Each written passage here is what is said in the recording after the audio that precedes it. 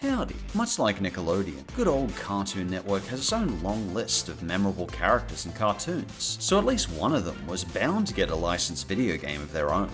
That's okay, I'll just flex.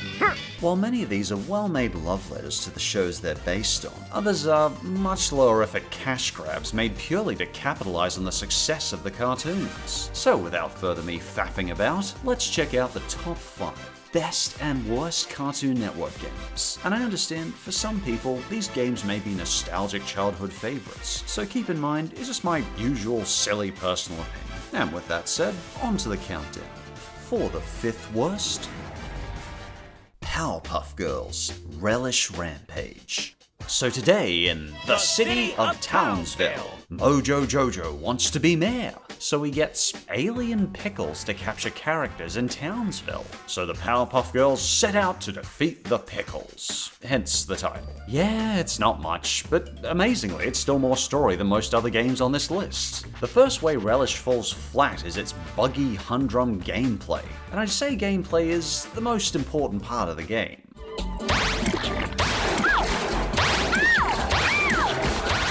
The game consists of traversing a very bleak recreation of Townsville, completing missions, aiming at enemies, and assaulting them head-on. The game is incredibly bare bones in its offerings, so repetition becomes a severe issue here. You only have melee attacks and a laser beam at your disposal, and I hope you like them, because the vast majority of our time is spent attacking villains. Even the mission structures don't have any variety. You have escort missions, collecting, or battle. There just isn't much variety on display here. And once again, we see a licensed game take on the visual palette of lime green and catsick, which, call me crazy, but that's just never been my favorite color palette. Join us on the planet Jargon to help establish a new colony where all pickles can live free.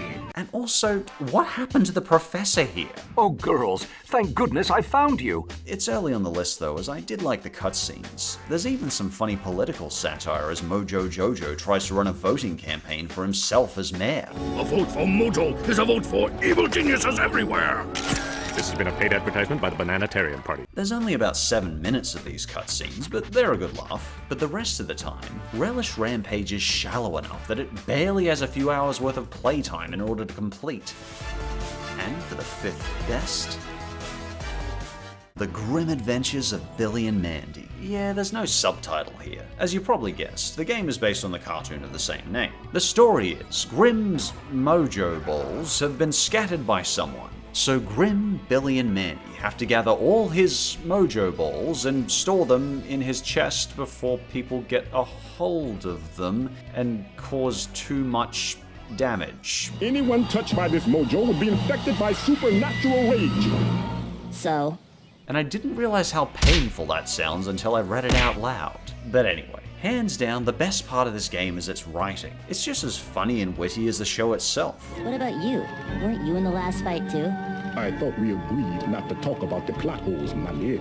And I think it's likely to bring some amusement to any Billy and Mandy fans out there. The gameplay took me right back to Power Stone, an awesome 3D arena fighting game on Dreamcast that I grew up with. They actually did a similar gameplay style in the Teen Titans game on the GameCube too. The thing is, these fights actually feel intense and gripping. There's a satisfying crunch to impacting attacks. The levels are interactive too, with a sense of imminent danger to them. Spikes might rise from the ground randomly, or giant cages may suddenly fly down to catch and kill characters, like a menacing hawk catching its prey. The physics here are just over the top. Characters soar across the screen when thrown like a rocket, which may sound like a negative, but it's surprisingly entertaining. In addition, it really feels like Billy and Mandy's world, as characters regularly voice lines and quips during gameplay. Alright, who wants some of this? And look who's announcer, it's Weird Al. 3, 2, 1, fight!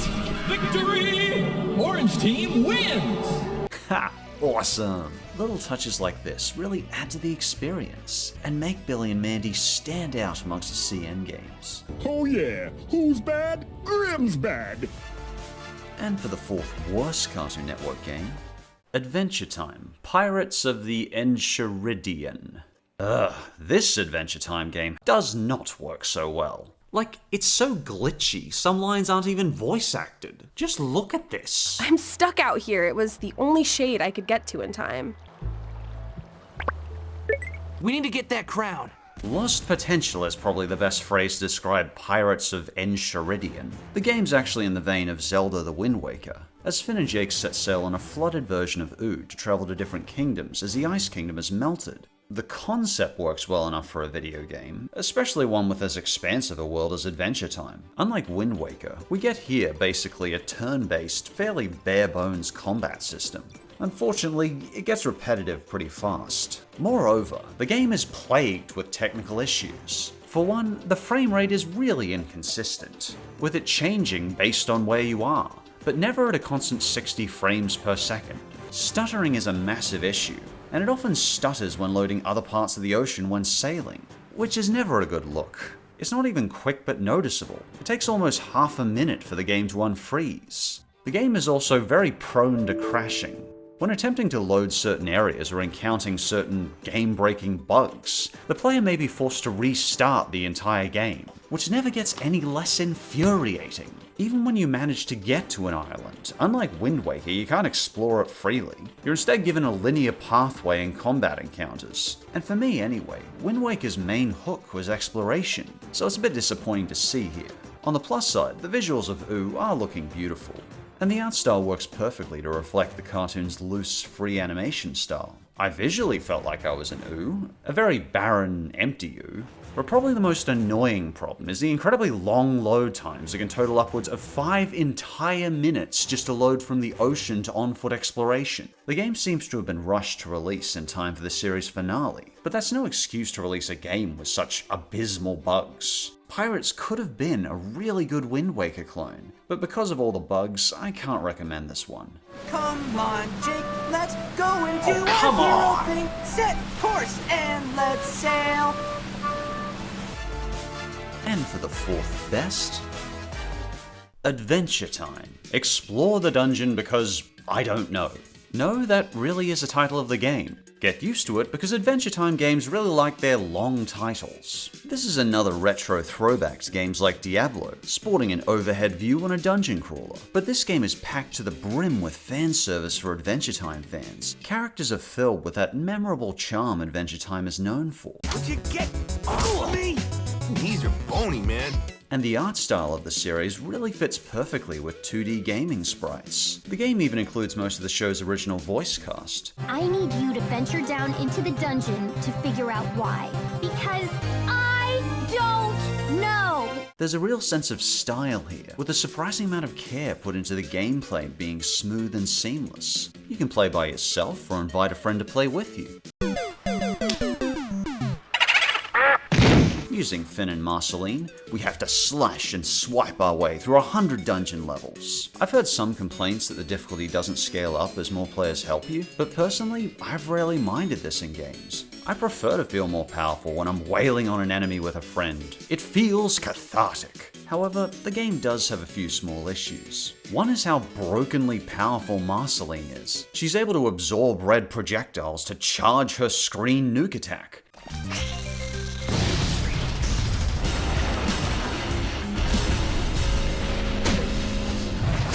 And her ability to fly over water or pits does make it a bit easier. Also, single player can be a Herculean task when the game starts throwing a ton of enemies and projectiles at you at once. So if you're considering trying this game, I'd suggest asking someone to play with you, with 1.5 to 2 meter distancing of course. Anyway, and the third worst Cartoon Network game is Ben 10, the 2017 game. Well, Ben, this is a whimper rather than a bang, isn't it? It's not even bad enough to be interestingly awful. This is a 3D beat-em-up based on the Ben 10 reboot from 2016. I've definitely noticed beat-em-ups tend to get the shaft in licensed games. Often they can be boring, tedious slogs since developers often cram these games full of long levels with endless hordes of enemies. Unfortunately, waving our fists through continual enemy after enemy is not exactly a fulfilling experience. You know I'm just gonna get out of your unnecessarily elaborate trap and kick your butt, right?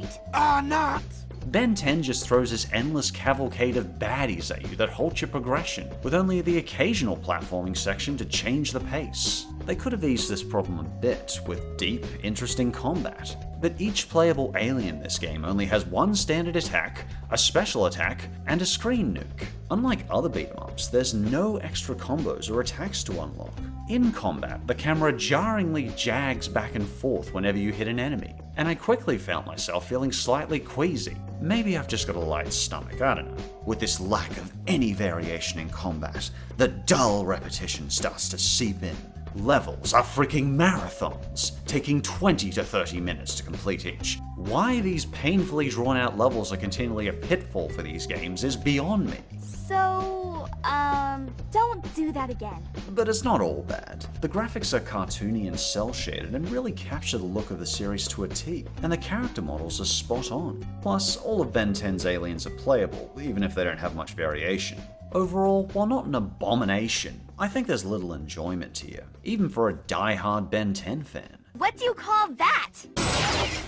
Awesome? No, wait. Ultimate. And I think the third best Cartoon Network game is Cartoon Network Racing. See Nickelodeon kart races? Take notes. This is how you make a lively 2D Mario Kart clone. Now I know what you might be thinking when you see this gameplay. This is just a Mario Kart Double Dash clone. Well, yeah, but this clone actively switches up the Mario Kart formula and adds new mechanics to the game. Unlike Nickelodeon kart races, this actually felt fresh and lively with some reasonable variety. The way the characters interact, jump between poses, and scoff at each other on the tracks.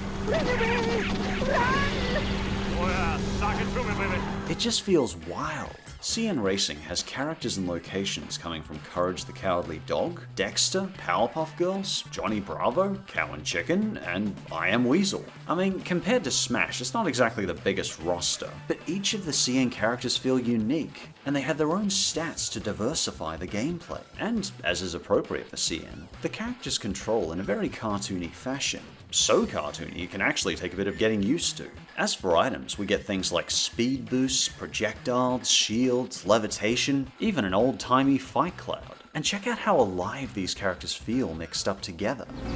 Nothing's as evil like destruction! I mean, you wouldn't expect Johnny Bravo and Chicken, or Susie and Cow to make a good racing duo, but they somehow all work together seamlessly. That being said, CN Racing certainly isn't perfect. For a licensed game, the learning curve is astronomically deep, so don't expect a second player to find it as intuitive as Mario Kart or Smash Bros. It takes a bit of practice and learning how to handle characters and getting a feel for stages. If you don't mind the difficulty curve and you're a fan of Cartoon Network, you may well get a kick out of CN Racing. And for the second worst, Cartoon Network Battle Crashes. Oh dear. A video game with that generic a title can only be so good. Now you may think that this looks like a Cartoon Network website flash game, and I tend to agree with you, but apparently we're wrong. This was actually released on the PS4. Cartoon Network Battle Crashes is basically a half-hearted clone of Castle Crashes, with none of the fun gameplay of the latter whatsoever. It's one of the most blundered, boring, repetitive games ever. The whole story behind Battle Crashes is that Uncle Grandpa's RV has been hijacked by a mysterious figure, making the RV crash through cartoon dimensions, gathering Clarence, Stephen, Rigby, Mordecai, Finn, and Jake to all fight mind-controlled characters from these cartoons. Yeah, I know, it's pretty contrived. What's that you say? At least the voice acting will give it some heart? Sorry, my friend. Once again, we're given that annoying, "We couldn't hire any of the voice actors to record a few lines" dead silence through the entire game. So even the direly needed voice actors couldn't spare the characters some personality. Nick Kart Racers does the same thing. Was there some sort of cartoon voice actor strike in 2018? Or did they just stop caring? Speaking of characters, variety seems to be an idea foreign to this game. Enemy variety is non-existent, with there basically being 4 enemies in the entire game. Evil banana guards, fire things, crystal things, and Gunter penguins. There are occasionally some side characters that appear, but they generally speak completely out of character and are severely lacking in personality. The writing is bland, the presentation subpar, character animations are stilted and lack any life. They even look kinda stretched out. I can see virtually no reason to ever pick up Battle Crashes. And for the second best Cartoon Network game? OK KO, Let's Play Heroes. Man, what a stylistic treat this is. With OK KO being heavily inspired by video games, it was only a matter of time before it got its own console game. The first thing I thought when I saw the pilot was, hey, this would make a great game. We've got ourselves a 2D beat-em-up here like Ben 10, except it really tries hard to give a game with all the unique flair of the original show. Enid's card! I should go show her! For starters, the game has an overworld that allows the player to explore the entire plaza and talk to some familiar characters, like Gar, Enid, Dendy, and Rad. When it comes to combat, you switch to a 2D perspective when facing Boxmore's robots. KO not only has his standard attacks, but also has some combos that can be activated to do different special attacks. KO can also summon different heroes from the show to help him battle through the use of power cards. So, kinda like summons. Think Final Fantasy or Kingdom Hearts. This ties in with the game's story of KO fighting Boxmore's robots in order to get his own power card himself. But gameplay aside, you may have noticed the art direction alone is really stellar. It adopts this all-new art style for the game, feeling just as unique as the original. Each character is beautifully animated, plus of course, their original voices are back. It's Rad's Holofoil Edition POW card! Were you just picking your teeth with it? Yes. Let's Play Heroes isn't perfect, as the game can feel formulaic since you do the same tasks every day. But this is definitely one of the better licensed beat-em-ups out there. That is good for you, KO.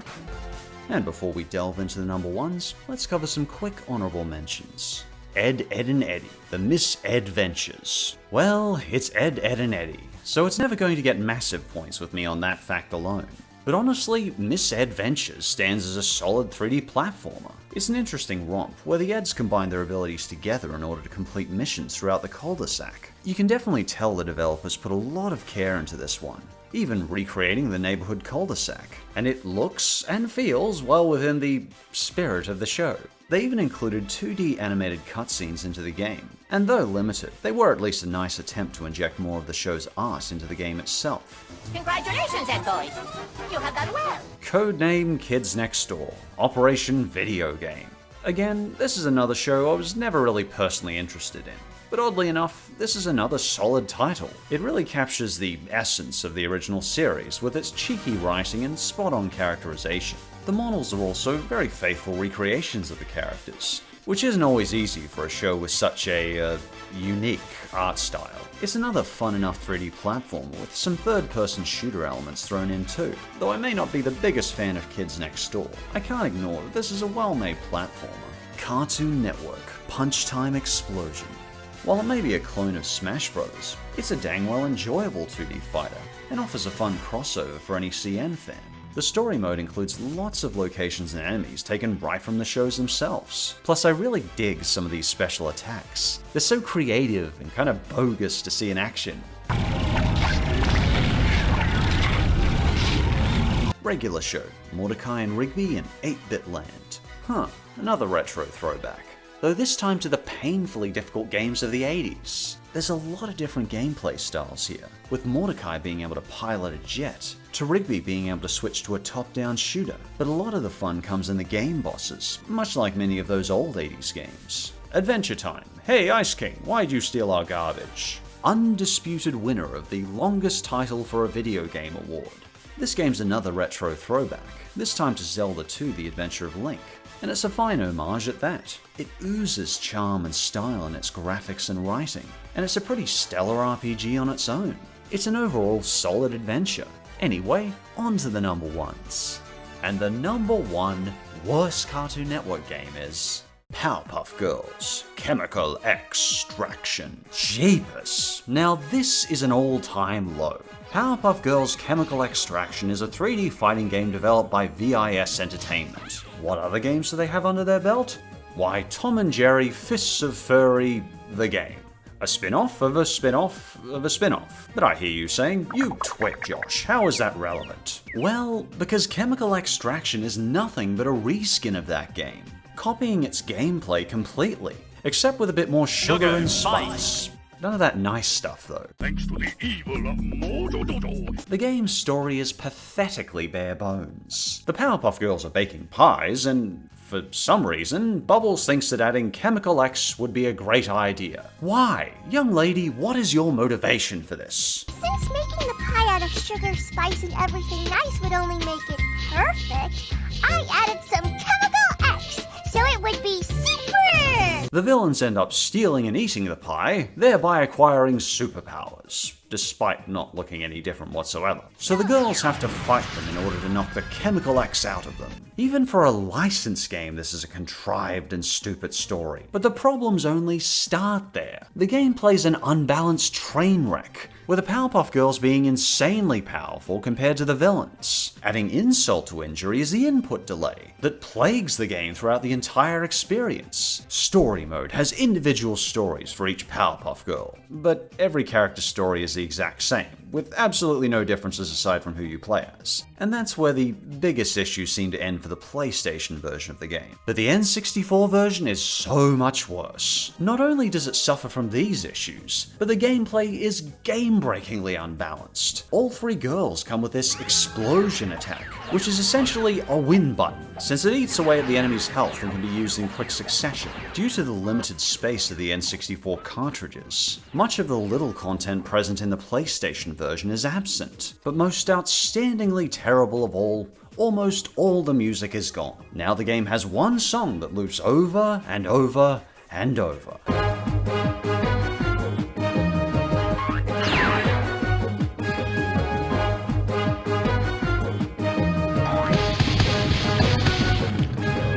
If you dare play this version, it will likely drive you batty. The only sort of saving grace for the game is its presentation. For a 2001 N64 and PlayStation game, it does the Powerpuff aesthetic relatively well. Though if you do mistake the girls for demented balloon animals, I wouldn't blame you. All the Chemical X in the world couldn't salvage this train wreck. I think we're done here. Yay! And I think the #1 best Cartoon Network game is Steven Universe Save the Light.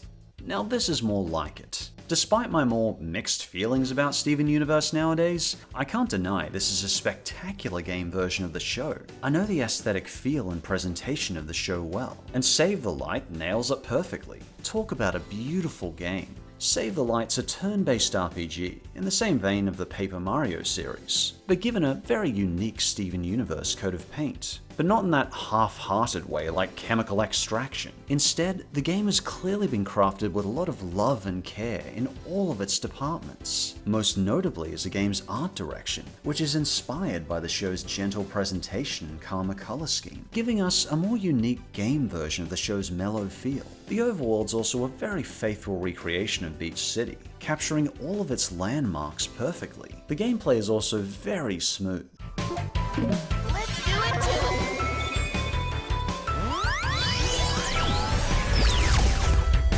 Much like Paper Mario, it's an RPG that the player can make inputs to deal more damage in attacks or dodge attacks, and it feels much more like it's paying homage than being a knockoff. Never give up. Another great aspect is the character writing, which feels like it came right out of an episode. Characters act and speak like I'd expect them to. Steve, Garnet, Amethyst, and Pearl are all just as lively as usual in their personalities. We even get Greg and Carney on board. And of course, the game is fully voiced by the original team. We don't have to do this. You don't have to be a weapon. You can be anything you want to be. There is one glaring issue with this game, however, that made it less decisive. That being the game's tendency to have some game-breaking severe glitches. There are instances of the animations bugging out completely, which may force the player to restart the game. But the developers, grumpy face, have worked to patch many of these issues by now. If you're a fan of Steven Universe or Paper Mario, I'd say give this one a try. And if you're primarily a PC gamer like me, it's also available on Steam. Interestingly, I found licensed console games are becoming much rarer, with companies like Disney, Cartoon Network, and Nickelodeon opting to make mobile app games instead, which can be much cheaper. But there really have been some hidden gems that I've been glad to uncover. Honestly, this time I struggled to find contenders for the bottom 5, because most of these games have their own unique qualities that make them worth checking out, at least for a little while. And if you have your own favorite or least favorite CN games yourself, or you agree or disagree, feel free to leave your own thoughts in the comments below. below. And as always, thanks for watching, and I'll see you next time.